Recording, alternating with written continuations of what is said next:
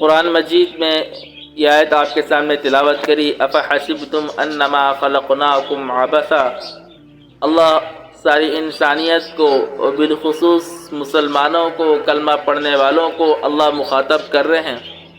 افحسبتم، کیا تم نے گمان کر رکھا تھا کہ ہم نے تمہیں ایسے ہی بیکار پیدا کیا ہے؟ افحسبتم انما خلقناکم عبثا وانکم الینا لا ترجعون، اور اس بات کا خیال کر رکھا تھا کہ تمہیں ہماری طرف لوٹ کر نہیں آنا۔ فتعالی اللہ الملک الحق، کوئی یہ سمجھے کہ دوبارہ زندہ کرنا مشکل ہے، کیسے زندہ ہوگا؟ اللہ نے کہا فتعالی اللہ الملک الحق، بلند و بالا شان ہے اس اللہ کی، وہ اللہ بلند و بالا ہے جو بادشاہ برحق ہے۔ لا الہ الا هو رب العرش الکریم، اس اللہ کے علاوہ کوئی معبود نہیں، اس اللہ کے علاوہ کوئی پاور نہیں، اس اللہ کے علاوہ کوئی طاقت نہیں، رب العرش الکریم، اور وہ عام انسان تو عام، وہ تو عرش کریم کا بھی رب ہے، رب العرش الکریم۔ تو محترم ماؤں بہنوں، بات کو ہم نے سامنے رکھنا ہے کہ اللہ کے پاس جانا ہے، موت ایک دن آنی ہے، اور جس ڈولی کو دیکھ کر ہمیں خوف آتا ہے، اس ڈولی پر سوار ہو کر ہم نے جانا ہے۔ جو رشتہ دار، جو اولاد، جو شوہر، بھائی، بیٹے، یہ ہمارے لیے جان دینے کو تیار ہیں،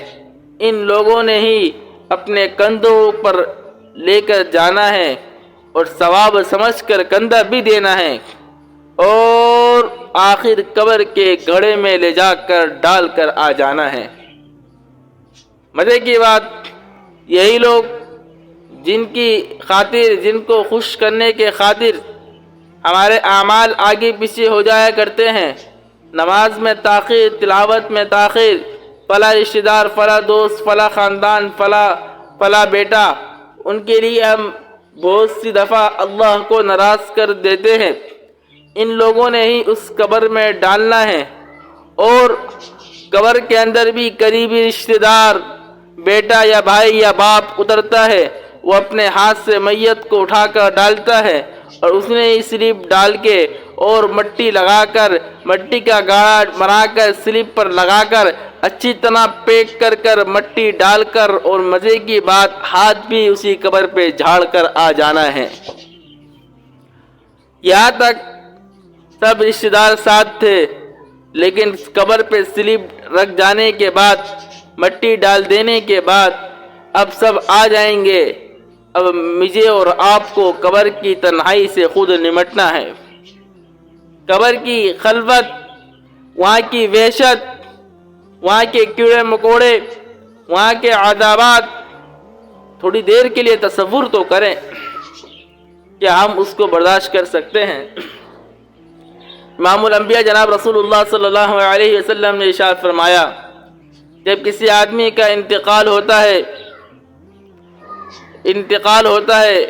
اس سے پہلے ایک اور بات ذہن میں آئی، جب کسی کی روح فرشتہ لے کر جا رہا ہوتا ہے، گھر والے رونے لگتے ہیں، تو ملک الموت پلٹ کر ایک ایسا جملہ کہتا ہے، اگر اس کی آواز ان رونے والوں کو سمجھ میں آ جائے تو یہ اپنے مردے کو چھوڑ کر اپنے اوپر رونا شروع کر دیں۔ اللہ اکبر! کیا کہتا ہے؟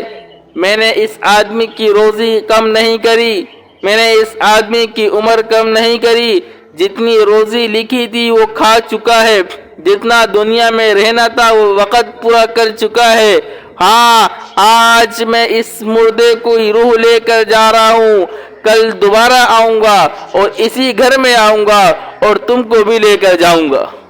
کل دوبارہ آؤں گا اور تمہارے پاس آؤں گا، تمہاری روح کو لینے کے لیے آؤں گا، جس طرح اسے لے کر جا رہا ہوں اسی طرح تمہیں بھی لے کر چلا جاؤں گا۔ اللہ اکبر! حدیث شریف میں آتا ہے، اگر رونے والوں کو یہ آواز سمجھ آ جائے یہ آواز سن لیں تو مردے کو چھوڑ کر اپنے اوپر رونا شروع کر دیں، اور مردے پہ رونے سے زیادہ اپنے اوپر روئیں، ہائے یہ فرشتہ کیا کہے گیا، یہ تو لازمی آئے گا، اب میری آخرت کا کیا بنے گا۔ اسی وجہ سے کسی نے فرشتے سے کہا جب ابن آدم کی روح لینے آتا ہے پہلے بتا دیا کر تاکہ تیاری کر لے، تو اس نے جواب دیا بغیر بتائے کسی کے پاس نہیں آتا، جب ان میں سے کسی کی روح لے کر جاتا ہوں تو دوسروں کو پیغام دیتا ہوں ایک دن تمہارے پاس بھی آنا ہے اور تمہاری روح بھی اس طرح لے کر جانا ہے۔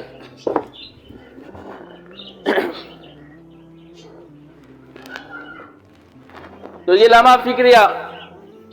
یہ پکی ٹکی بات ہے، کبھی قبرستان کے پاس سے گزریں، تھوڑا تصور کریں اس سنسان وادی کے اندر رہنے والے، اس سنسان تنہائی اور وحشت جہاں سے گزرتے ہوئے زندہ انسان کو ڈر لگتا ہے، یہاں اکیلے منو من مٹی کے نیچے پڑا ہوا مرد یا عورت کچھ دنوں پہلے وہ بھی ہماری طرح دنیاوی زندگی میں رہ رہا تھا، دنیا کی رونق اور رنگینیوں اور لائٹوں میں مزے کر رہا تھا، کیا ہوا اسے اچانک چھوڑ کر آ گیا۔ گھر والے بھی کچھ دنوں تک سوگ غم منا کر بھول جاتے ہیں، اپنی زندگی میں لگ جاتے ہیں، لیکن وہاں پر ہمیں اکیلا وہاں کے حالات سے فیض کرنا ہے، اسے سنبھالنا ہے، نمٹنا ہے۔ امام الانبیاء جناب رسول اللہ صلی اللہ علیہ وسلم نے ارشاد فرمایا جب کسی آدمی کی روح نکلتی ہے اور جب اس کو جنازے پر لے کر آتے ہیں، جب اس کا جنازہ اٹھا رہے ہوتے ہیں تو وہ جنازہ اگر نیک ہوتا ہے، وہ جنازہ اگر نیک ہوتا ہے تو آواز آتی ہے قدمونی قدمونی، ارے مجھے جلدی لے کر چلو، مجھے جلدی لے کر چلو، تاکہ اللہ کے پاس جا رہے ہیں، اللہ کی مہمان نوازی ہوگی، اللہ میزبان ہوگا، ہم مہمان ہوں گے۔ اور اگر وہ جنازہ فاسق و فاجر آدمی کا ہوتا ہے، توجہ رکھیے گا، مسلمان تو ہے لیکن فاسق اور فاجر آدمی کا جنازہ ہے۔ فاسق کسے کہتے ہیں؟ بات میرے خیال سے کچھ سخت ہوگی، لیکن اگر اس بات کی تشریح میں نہیں کروں گا کل قیامت کے دن اللہ کے یہاں آپ میرے گریبان پکڑ لیں گے۔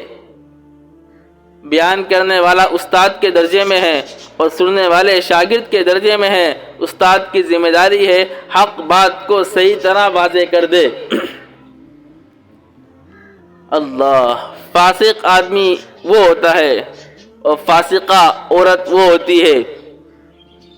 جو کسی گناہ کبیرہ میں مبتلا ہو، جو اللہ کے ناراضگی کرنے والے کاموں میں لگا ہو، وہ فاسق ہے۔ علماء نے لکھا ہے مرد کے لیے پائنچے ٹخنے سے نیچے کرنا یہ اس کے لیے ضروری واجب ہے، اگر پائنچے ٹخنے سے اوپر کرے گا تو یہ مرد فاسق بن جائے گا۔ عورتوں کے لیے پائنچے ٹخنے سے نیچے کرنا فرض ہے، اگر یہ اس فرض کو چھوڑے گی، پائنچے یہ اوپر کر لیں گی تو یہ فاسق بن جائے گا۔ اسی طرح گناہوں سے بچنا، پردے کا اہتمام کرنا اور مردوں کے لیے داڑھی رکھنا یہ سب فرض و واجب کام ہے، اگر ان کاموں کو جو آدمی چھوڑے گا وہ فاسق بن جائے گا۔ جی، بدنظری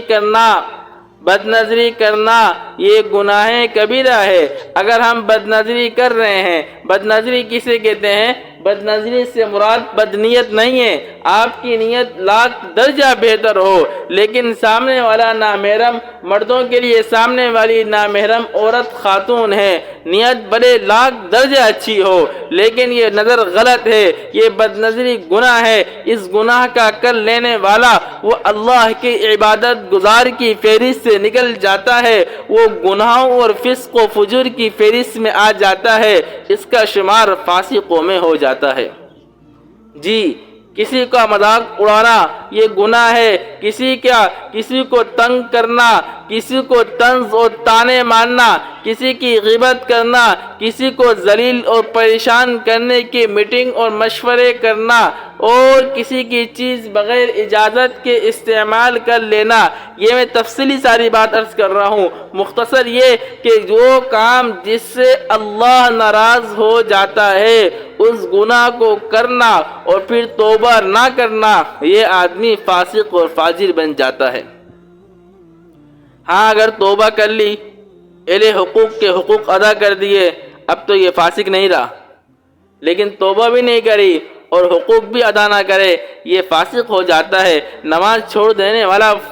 نماز کو قضا کر دینا جان کے، یہ آدمی فاسق ہو جاتا ہے۔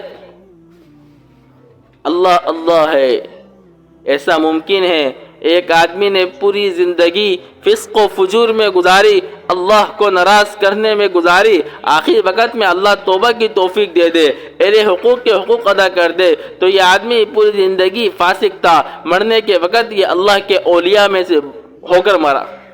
جنید جمشید رحمہ اللہ اتنا بڑا گلوکار، سنگر، اور دنیا جہاں کی کون سی خواہش پوری نہیں کی، عیاشی میں زندگی گزار دی۔ اللہ نے جب واللہ یجتبی الیہ من یشاء، میرا اللہ جسے جذب کر لیتا ہے، جسے اللہ اپنا بنانے کا فیصلہ کر لیتا ہے، اللہ اس کو ایسے نکالتا ہے، ایسے اس کو چنتا ہے جیسے آٹے میں سے بال نکال لیا جائے، اتنی آرام سے اللہ اس کو اپنے قریب کر لیتا ہے، ظاہری سبب کچھ بھی بن جائے، اور پھر آخر وقت میں اللہ اس کو ولایت کے اعلیٰ مقام عطا فرما دیتا ہے۔